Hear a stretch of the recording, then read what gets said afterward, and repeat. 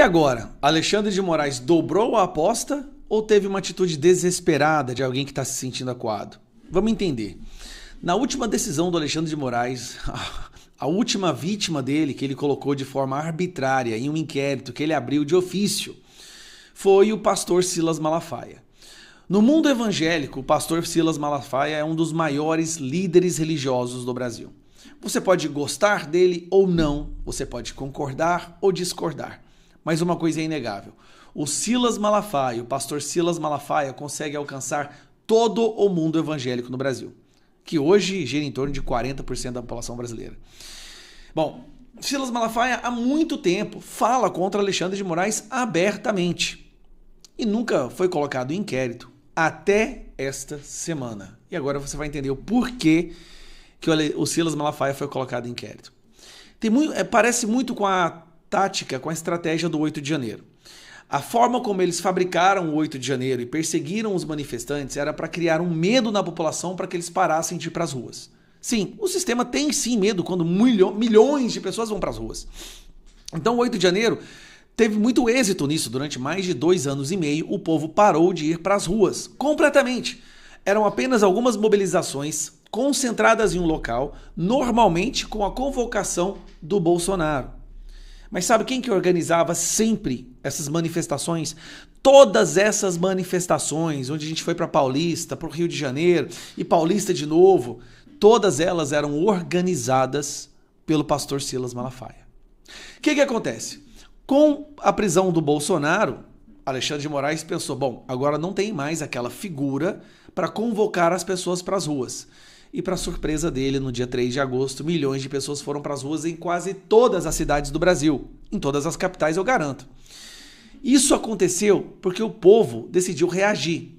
Um movimento que todos agora conhecem como Reaja Brasil.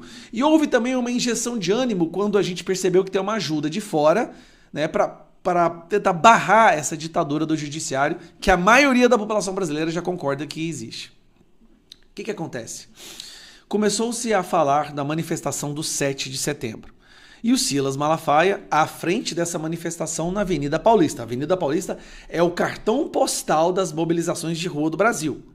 Sem falar que o mundo inteiro está olhando para essas manifestações para saber, um termômetro, se o povo concorda ou não com essas sanções a alguns ministros do STF, com a Magnitsky. Inclusive, é algo acompanhado de perto pelo governo do Donald Trump.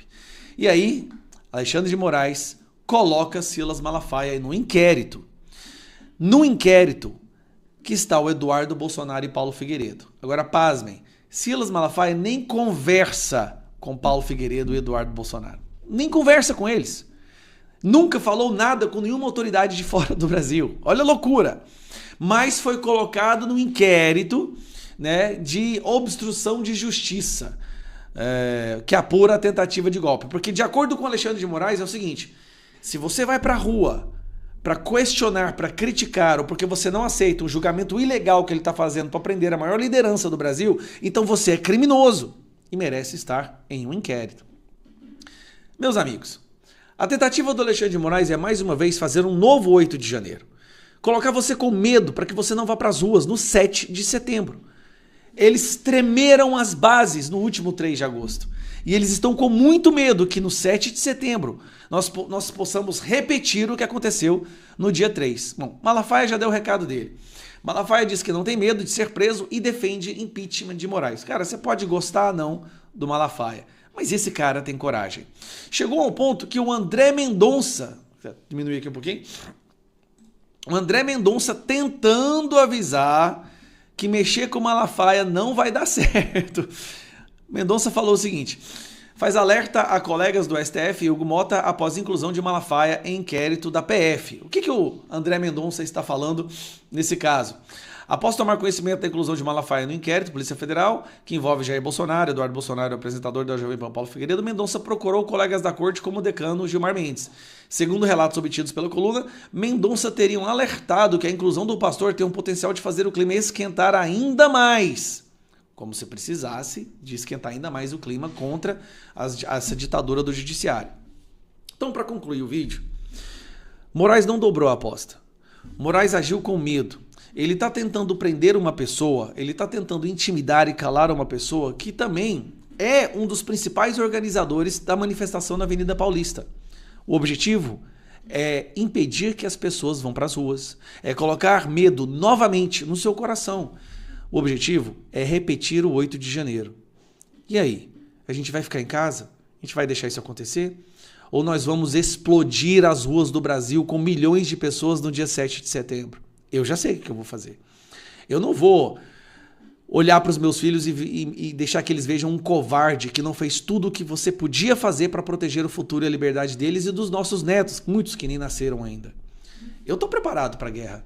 Eu estou preparado para me sacrificar. E tem milhões de pessoas preparadas também. E você? Como que você vai reagir?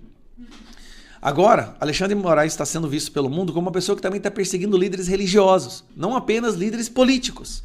Ele quer prender um dos maiores líderes dos evangélicos no Brasil, dos crentes. E os crentes, vou te dizer uma coisa, eles são bons de briga. Se tem uma diferença que a gente percebe entre o evangélico e o católico, é que o evangélico não aceita calado qualquer ditadura. Ele vai pra briga. Ele entende a importância que é de reagir agora. E quem fala isso é um católico. Preste atenção. Então, Alexandre de Moraes não faz ideia que ele acabou de comprar a briga com milhões e milhões de pessoas. 7 de setembro, as ruas do Brasil têm que estar transbordando. E até lá muita coisa boa vai acontecer também para jogar mais lenha na fogueira. E é o que o Eduardo Bolsonaro disse. Não existe cenário onde o Alexandre de Moraes saia vitorioso depois de toda essa confusão, de toda essa perseguição, de toda a injustiça e crueldade que ele fez nos últimos anos. 7 de setembro, nas ruas.